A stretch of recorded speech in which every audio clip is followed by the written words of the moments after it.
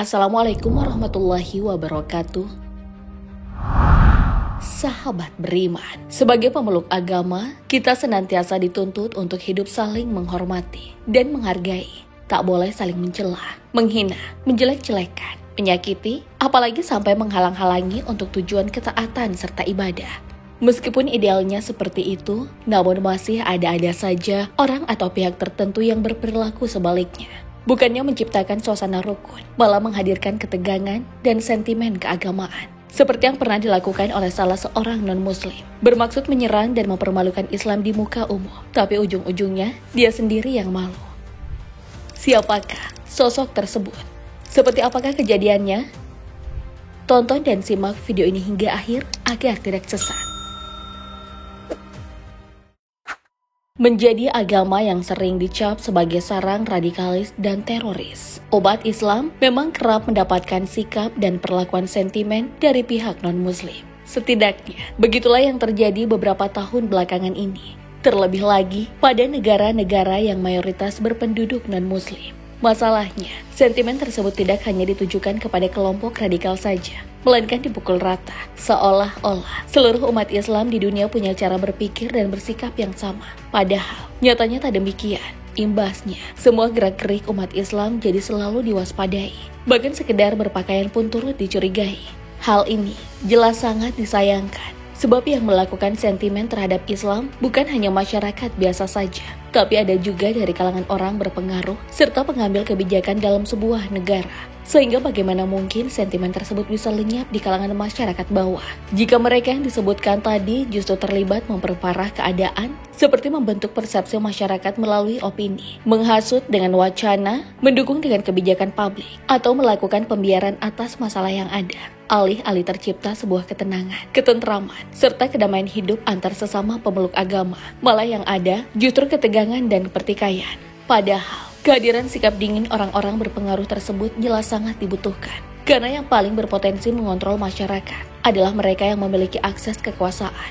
Maka dengan ikut sertanya mereka dalam mempersoalkan Islam, sedikit banyaknya tentu akan mempengaruhi sikap dan perilaku masyarakat tersebut.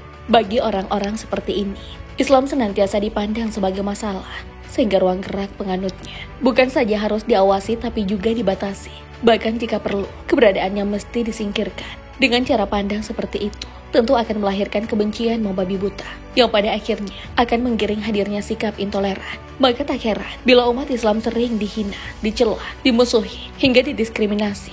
Itu tak hanya terjadi pada ruang-ruang privat saja, melainkan juga pada ranah-ranah publik. Jika dibayangkan, hal ini jelas sangat memprihatinkan. Pasalnya, di tengah-tengah era kebebasan beragama, masih ada saja pihak tertentu yang berperilaku demikian. Tapi mau bagaimana lagi, kalau pada dasarnya mereka memang membenci Islam. Sehingga kapan dan dimanapun, selama ada kesempatan untuk menyerang, mereka akan memanfaatkan momen tersebut. Seperti yang pernah dilakukan oleh politisi Australia bernama Pauline Hanson. Tak tanggung-tanggung, politisi ini sampai menggunakan hak politiknya untuk menyuarakan sikap anti terhadap Islam. Sebagai pemimpin partai politik garis kanan Australia bernama One Nation, Pauline Hanson memang dikenal dengan sikapnya yang anti terhadap Islam. Sikap tersebut telah berlangsung sejak lama.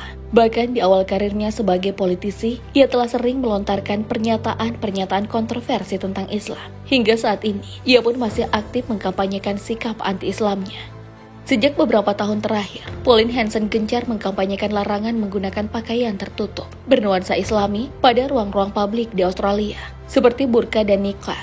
Ia juga aktif menolak pembangunan masjid di negeri tersebut.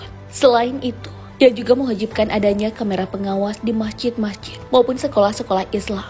Sampai-sampai ia juga mengajukan agar toilet masjid dan sekolah Islam pun mesti diawasi kamera. Saking antinya terhadap Islam, pernah dalam satu momen Pauline Hanson sampai melakukan tindakan gila dan konyol. Hal itu terjadi saat rapat senat di gedung parlemen Australia. Bukan main, Pauline Hanson yang biasanya berpenampilan terbuka, justru datang ke ruang rapat dengan menggunakan pakaian serba tertutup ala Islami. Melihat hal itu, para senator lain sampai dibuatnya heran. Mungkin Pauline Hanson bermaksud ingin memberi kejutan, tapi aksinya tersebut malah ditertawakan. Setelah melakukan aksinya selama beberapa puluh menit, secara dramatis ia pun akhirnya membuka pakaian tersebut. Seraya mendekatkan mulutnya ke mikrofon lalu berkata, "Aku senang bisa melepas pakaian ini, karena pakaian ini memang tak pantas berada di parlemen." Pernyataan tersebut dilontarkan oleh Pauline Hanson dengan alasan demi menjaga keamanan nasional Australia. Setelah itu, ia pun kembali berucap, jika mengenakan topeng atau helm dilarang saat hendak memasuki bank, bangunan pemerintah atau bangunan lain. Lantas mengapa berbeda dengan burka? Pakaian ini juga menutupi wajah dan membuat seseorang tak dapat teridentifikasi. Mendengar pernyataan tersebut, Jaksa Agung George Brandis sontak bereaksi. Bukannya mendapat sambutan dan dukungan, Pauline Hanson malah dikecam Jaksa Agung. Dengan raut wajah yang kesal, George Brandis berkata, saya tidak akan berpura-pura mengabaikan aksi yang telah Anda lakukan hari ini. Tapi untuk menertawakan sebuah komunitas, untuk menyudutkan mereka, mengolok-ngolok pakaian yang mewakili keyakinan mereka, itu adalah hal yang mengerikan untuk dilakukan. Dan saya meminta Anda untuk merenungkan apa yang telah Anda lakukan. Sebab kita semua tahu bahwa Anda bukan penganut Islam. Saya akan mengingatkan dan menasehati Anda dengan sangat hati-hati atas pelanggaran yang mungkin Anda lakukan, yang tidak menghormati para pemeluk Islam. Setelah menyampaikan kecamannya, sebagai anggota parlemen pun menyambut dengan tepuk tangan meriah. Mereka bahkan memberikan standing ovation sebagai bentuk setuju atas sikap George Brandis. Sementara di sisi lain, Pauline Hanson yang mendapat tanggapan menohok dari George Brandis langsung diam tak berkutik. Mungkin dalam hati Pauline Hanson saat itu penuh dengan umpatan kepada sang jaksa agung. Bagaimana tidak, awalnya berharap aksinya tersebut bisa mendapat dukungan, malah didapatkan justru kecaman. Akibatnya, ia pun harus menanggung rasa malu.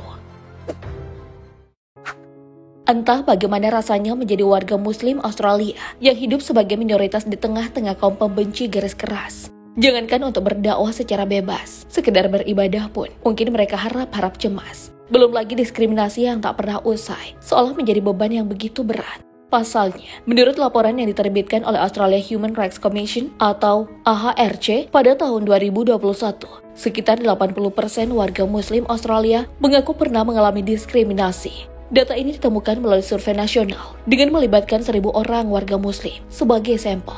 Sebagai tindakan reaksi atas kasus penyerangan teror yang dilakukan oleh seorang nasionalis kulit putih di Selandia Baru. Dalam pemaparannya, lembaga independen itu menyebutkan bahwa diskriminasi yang paling sering dialami warga Muslim yaitu ketika berurusan dengan penegakan hukum.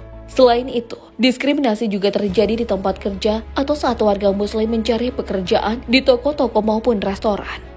Laporan Komisi Hak Asasi Manusia Australia ini jelas sangat mengejutkan, mengingat Australia merupakan salah satu negara kulit putih yang menjunjung tinggi nilai-nilai kebebasan dalam beragama. Apalagi, Islam merupakan agama terbesar kedua di sana setelah Kristen. Biarpun demikian, kenyataannya hal itu sama sekali tidak menjamin bagi pemeluk Islam untuk bebas dari perlakuan diskriminasi.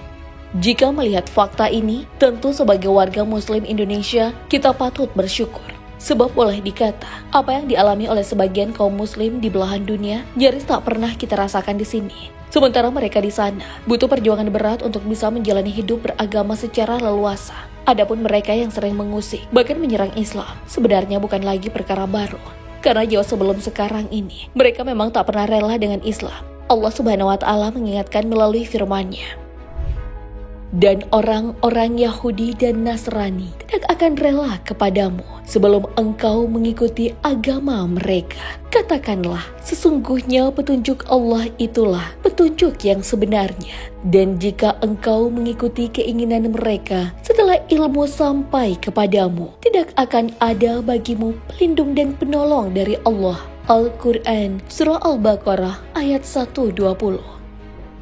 Pada ayat lain juga dinyatakan, mereka hendak memadamkan cahaya agama Allah dengan mulut ucapan-ucapan mereka. Tetapi Allah menolaknya, malah berkehendak menyempurnakan cahayanya. Walaupun orang-orang kafir itu tidak menyukai.